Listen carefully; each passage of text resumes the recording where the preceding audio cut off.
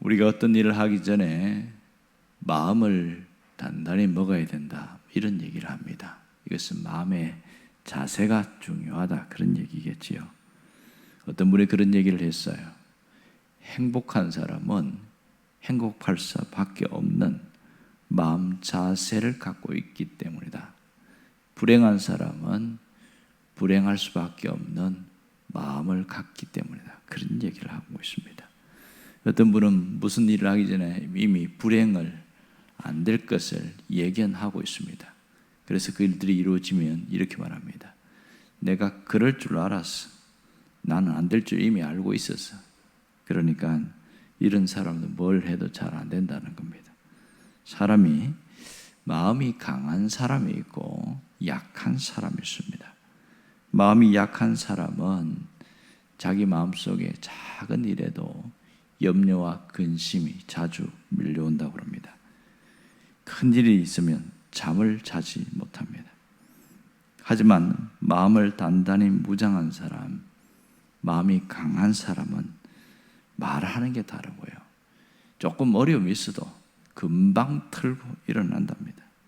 그러므로 우리가 가는 일에 상당히 많은 일들이 있는데, 우리가 이 말씀을 통해서 약한 마음을 강하게 만들고 우리의 삐뚤어진 마음을 바로 세우는 것이 굉장히 중요함을 알 수 있습니다. 살다 보면 마음이 상할 때가 참 많습니다. 어떤 일 때문에 마음이 상하고 또 어떤 사람 때문에 마음이 상하고 마음이 굉장히 상합니다. 이것이 오래되면 마음이 병듭니다. 마음이 병이 들면 몸도 굉장히 어려움이 있습니다.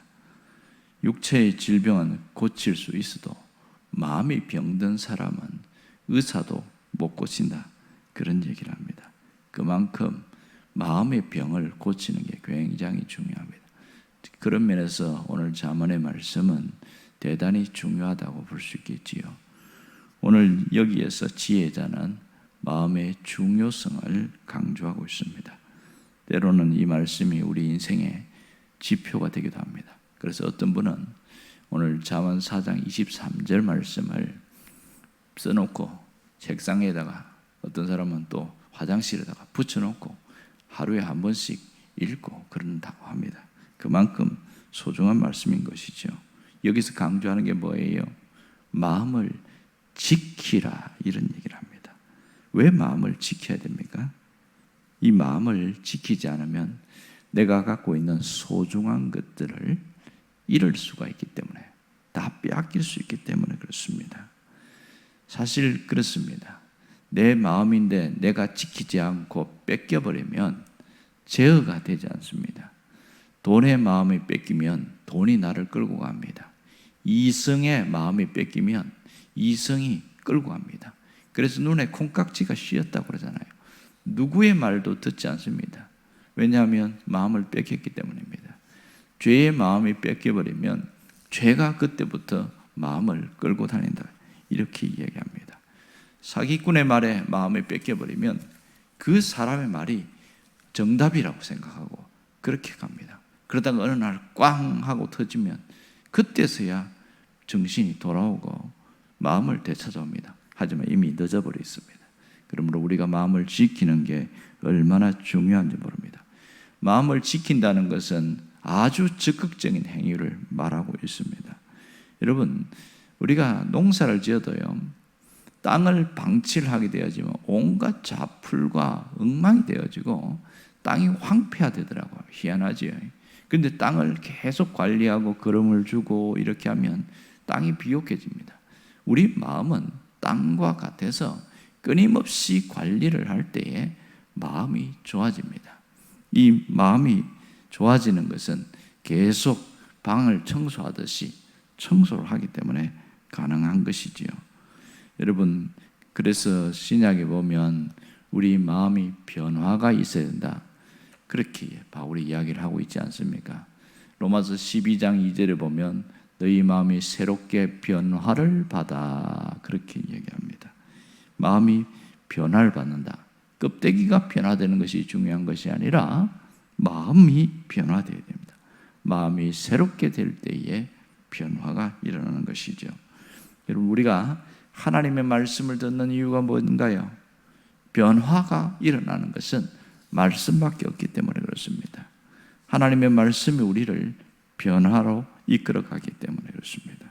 여러분, 말씀이 우리 마음에 깊숙이 들어오면 우리 안에 있는 어둠이 사라지고요, 부정적인 감정이나 또 마음에서 삐뚤어진 것들을 바로 세우게 되어지는 놀라운 일이 있습니다. 그래서 우리 마음을 들여다보는 것이 굉장히 중요합니다. 하지만 많은 사람들이 자기 마음을 들여다보는 것을 잘 안 합니다. 또 싫어합니다. 눈앞에 있는 현실, 문제를 해결하는 일에는 정말 바쁘게 움직이고 또 그렇게 살다 보니까 마음을 들여다볼 시간이 없는 경우도 있습니다. 그리고 지금 내가 당장 해야 될 일이 막 신경 써야 될 일이 많다 보니까 거기까지 여유가 없는 경우도 많습니다. 그러다 보니까 우리 마음이 어디로 향하고 있는지를 잘 모르기도 합니다. 문제는 하나님은 우리의 마음을 들여다보시는데 정작 나 자신이 마음을 들여다보지 않기 때문에 지금 내가 어디서 털어진지를 몰라요. 그러다가 어떤 큰 문제가 생겨갖고 모든 일이 빵빵 하고 터져버리면 그때서 들여다보면 이미 늦습니다. 그래서 우리가 하나님의 말씀을 듣고 하는 것은 끊임없이 마음을 들여다보게 하기 위함이지요. 오늘 중요한 것은 마음을 지키라 그랬는데 마음을 어떻게 지킬 것인가, 마음을 잘 관리하라는데 어떻게 관리할 것인가, 세밀하게 오늘 말씀을 이야기를 하고 있습니다. 첫 번째, 마음 관리의 첫 번째는 듣는 것을 주의해야 된다, 그렇게 얘기합니다. 20절에 보면 내 아들아 내 말에 주의하여 그리고 내 귀를 기울이라, 듣는 것을 말합니다. 이 듣는 것이 우리에게 굉장히 영향을 주고 있다는 겁니다. 그러므로 우리는 많은 얘기들을 듣게 되어지고 그런 가운데서 특별히 하나님의 말씀을 듣는 것에 집중하는 것이 중요합니다. 우리의 귀는 말씀을 듣는 것에 익숙하면 익숙할수록 그때부터 우리의 마음에 새로운 변화가 일어납니다. 두 번째는 보는 것을 주의해야 된다, 그 얘기를 하고 있습니다. 25절을 보십시오. 내 눈은 바로 보며 내 눈꺼풀은 내 앞을 곱게 살펴, 이렇게 말합니다. 듣는 것과 보는 것이 우리 마음에 결정적인 영향을 줍니다. 이 보는 것은 마음이 어디로 갈 것인가를 방향성을 정하는 방향키와 같습니다. 눈은 유혹의 통로다. 어떤 분이 그런 얘기를 한 적이 있어요. 그만큼 사람들이 보는데 희한한 건 뭔지 아세요? 자기가 보고 싶은 것만 봅니다. 자기가 관심 있는 것만 봅니다. 어떤 분은 미용실을 하는 분인데 그분은 사람들을 볼 때 뭘 보냐? 머리를 본답니다. 머리를 본답니다. 어떤 분은 옷가게를 하는데 사람을 딱 보면 뭐 보냐? 무슨 옷을 입었는가? 그걸 봅니다. 어떤 분은 자신 기금속을 운영하는데 사람들을 딱 볼 때에 귀에 뭘 걸었는지, 목에 뭘 했는지 그것만 먼저 본다는 겁니다. 어떤 분은 신발 가게를 하는데 사람을 볼 때 무슨 신을 신었는가 이걸 본다는 거예요. 왜냐하면 자신의 직업이 그렇게 보는 것에 익숙해져 있어 그렇습니다. 그래서 사람은 자기가 보고 싶은 것만 보는 경향성이 굉장히 많습니다. 문제는 자신의 욕망이 뭔가로 확 사로잡히면 그것만 본다는 거예요. 우리가 유튜브를 보게 되어지면, 내가 뭔가를 보게 되어지면 알고리즘이라고 해서 꼭 그것이 계속 연결되어 있습니다. 뉴스만 보는 사람은 끊임없이 뉴스가 나타나고요. 또 음식에 대해서 관심을 가진 사람은 계속 알고리즘이 음식에 대해서 나오고, 운동에 대해서 내가 좀 봐야 되겠다 하고 보면 끊임없이 운동에 대한 이야기만 연결됩니다. 사람이 보는 것만 관심을 갖게 되어집니다. 그러나 우리가 이 보는 것 때문에 정신을 빼앗길 때가 있습니다. 그래서 뭘 보냐, 이게 굉장히 중요합니다. 특히 듣는 것과 보는 것은 우리 마음을 굉장히 큰 영향을 주고 있다는 것을 알게 되지요. 세 번째는 발을 조심해야 된다. 말을 조심해야 된다. 이렇게 말합니다. 24절을 보십시오. 구부러진 말을 내 입에서 버리며 삐뚤어진 말을 내 입술에서 멀리하라 이랬습니다. 이 듣는 것과 보는 것이 영향을 주는데 특별히 말이 우리의 마음을 또 바꾸어 놓습니다. 희한하지요. 말을 거꾸로 하면 사람이 달린답니다. 지금 내가 마음이 속 시끄럽고 굉장히 막 부글부글 분노의 감정이 일어나요. 그런데 말을 거꾸로 하는 사람이 있습니다. 저 사람이 굉장히 미운데 그 미운 것을 말할 때 감정을 그대로 표출하지 않고 거꾸로 하는 분이 있습니다. 어떤 그 순복음 교인을 만났는데 그분은 훈련을 참 잘 받은 모양입니다. 목사님이 말을 할 때 말을 반대로 하십시오 이렇게 얘기해요. 특히 부정적인 감정이 일어날 때는 말을 반대로 하십시오. 이 말에 대해서 아주 훈련을 많이 시킨 모양입니다. 그랬더니 우리가 참 살다가 힘든 일이 굉장히 많잖아요. 이분은 뭐 이야기를 하다가 너무너무 힘들다. 그런데 내가 살겠어요 이러는 거예요. 지금 죽겠다는 말이 나와야 되는데 살겠다고 말하는 거예요. 그래서 말을 가만히 들어보니까 이분은 말에 대한 훈련을 참 잘 받았구나. 근데 그걸 봤습니다. 우리가 말하는 것도요 훈련해야 돼요. 그래야 달라집니다. 그러면 희한하지요. 분명히 내가 죽을 만큼 힘든 지경인데 내가 말을 거꾸로 하면 그 말을 내 귀가 들어요. 그러면 내가 반응을 한다는 겁니다. 그게 이제 뇌과학자가 하는 얘기입니다. 분명히 불평을 해야 될 일인데 불평할 수밖에 없는 현실인데 그런데 막 오히려 그걸로 뒤집어서 감사를 말하는 거, 억지로 감사하는 거죠. 이 감사할 일이 뭐가 있겠어요. 그런데 희한한 건요, 감사를 탁 말하는 순간 내가 반응을 한다는 거예요. 그래서 이 주인이 감사를 자꾸 하게 만들어야 하는 그렇게 명령을 주니까 내가 그걸 찾아야지 그런다는 거예요. 그러니까 생각이 자꾸 그쪽으로 흘러간다는 겁니다. 그만큼 우리가 어릴 때부터 말하는 훈련에서 잘 안 된 경우가 많습니다. 그냥 느끼는 대로 보는 대로 생각나는 대로 말하게끔 내버려 두었습니다. 학교에서 가르치지만 그게 나에게 훈련이 됩니까? 가정교육에서부터 훈련이 안 되어지니까 내가 말하는 것을 그것이 거침없이 나오게 되는 거예요. 내가 감정이 일어나면 일어난 대로 거침없이 나오는 거예요. 감정이 부정적으로 가면 말이 거침없이 부정적으로 일어나고 감정이 행복하다, 즐겁다 그러면 즐거운 말이 나오는 겁니다. 왜 그렇습니까? 내가 말하는 훈련을 받지 않아서 그렇습니다. 모든 사람이 자기 감정이 일어난 대로 말을 하면 이 사람은 몸은 어른이지만 아직 생각하는 것이나 행동이 어린아이 같다. 바울이 그런 얘기를 했거든요. 어린아이 같다. 그런데 바울이 뭐라고 그러냐면 내가 장성한 사람이 되어서는 어린아이의 일을 버렸노라 이렇게 얘기합니다. 장성했다는 건 뭐냐면 내가 성숙했다는 거죠. 말씀을 듣고 내가 이렇게 행동하면 안 되는구나. 그렇게 했습니다. 바울이 선교 여행을 할 때, 전도 여행할 때에 루스드라에서는 그 같은 유대인들이 그 복음을 전한다고 돌을 던져서 죽였어요. 기절해서 팍 쓰러졌어요. 그래서 이 바울을 시체를 성 밖으로 질질 끌어냈습니다. 그 주변에 그게 처음 이제 예수 믿은 사람들이 어떻게 장례식을 치를까 막 있어 고민하고 그렇게 했는데 몇 시간이 지났을까요? 한 10시간이나 지났나? 그런데 바울이 깨어나는 겁니다. 다시 돌아온 거예요. 그런데 거기에 있는 루스드라에 있는 사람들에게 저주하지 않았습니다. 희한한 것은 다시 그 루스드라 성에 들어간 거예요. 바울이 온몸에 만신창이 되고 막 찢기고 이런데도 들어가는 거 보고 사람들은 아무 말도 못하는 겁니다.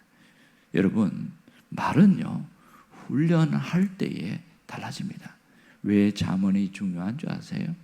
내가 그동안 평소에 그런 훈련을 받지 못했지만 이 말하는 훈련을 이 잠언에서 수도 없이 얘기합니다. 때로는 잠언의 말씀을 듣고 어떤 사람은 자꾸 숨으려고 하고요, 자꾸 고개를 숙여요. 왜 그런가 봤더니 자꾸 찔린다는 거예요. 말씀이 어떤 분에게는 자꾸 입을 꽉 다물고 이런 분이 있어요. 나중에 봤더니 말씀을 들으니까 화가 난다는 거예요. 왜 저런 말을 하냐? 꼭 나를 들으라고 하는 얘기라고 그렇게 느낀다는 거예요. 어떤 분은 말씀을 들을 때 부끄러움을 느끼는 분이 있다는 겁니다. 왜 그렇습니까? 이 말씀이 내 자신의 내면을 들여다보게 하는 거거든요. 우리는 그동안 내 자신을 잘 안 보려고 합니다. 그냥 눈에 있는 문제, 현실 여기에 급급하다 보니까 자기 자신을 돌아보는 걸 잘 안 하게 됩니다. 그런데 말씀을 듣다 보니까 자기 자신을 들여다보게 되니까 부끄럽기도 하고 화가 나기도 하고 숨고 싶기도 하고 그런 일들이 생기는 겁니다. 그때에 내가 어떤 태도를 보이냐에 따라서 그 다음이 달라지는 거예요. 화가 나는데 하나님의 말씀이니까 꼭 참고 내 자신이 내 마음을 말씀 앞에 복종시키는 것, 굴복시키는 이 사람 변화가 일어납니다. 진짜 사람이 바뀌더라고요. 오늘 지금 내가 세 가지를 이야기했지 않습니까? 말하는 것에 대해서 이야기를 했어요. 그래서 말에 대해서 이야기했는데, 그리고 또 듣는 것과 보는 거 얘기했어요. 그래서 자기 자신을 쳐서 복종시키니까 달라지는 겁니다. 그런데 오늘 마지막 한 가지 더 이야기하고 있죠. 자, 26절과 27절은 뭘 얘기합니까? 발입니다. 발. 내 발을 조심해라, 이런 얘기를 하고 있습니다. 보세요.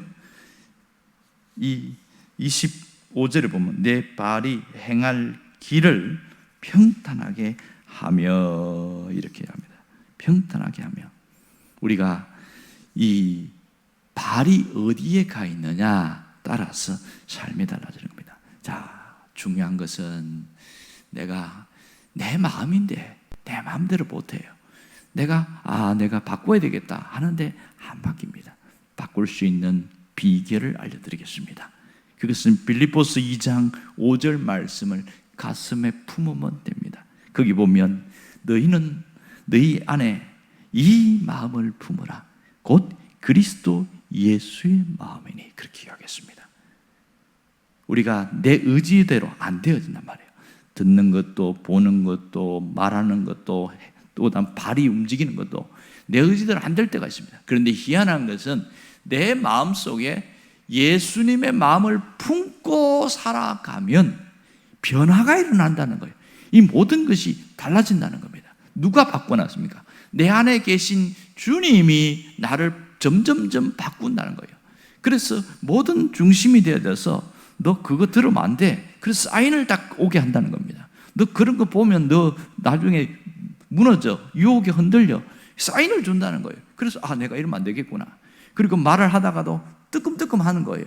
예수님의 마음을 품고 있으니까, 그러니까 말을 조심하게 되어집니다. 이게 핵심입니다. 우리의 마음 중심에 그리스도를 주인으로 모셔드려야 됩니다. 내 삶에 그분이 주인이 되도록 하면 이 모든 것이 쉽게 해결되어지는 겁니다. 그런데 많은 사람들이 예수님을 주인으로 모시는 걸 싫어합니다. 예수님을 주인으로 모시는 것은 선택이라고 생각합니다. 아니에요. 예수님을 주인으로 모시는 것은 필수사항입니다. 이게 복음의 정수니까, 복음의 진수니까요. 복음의 완전성은 여기에 있습니다. 많은 사람이 예수님을 구원자로만 믿고 있기 때문에 사람이 바뀌지 않습니다.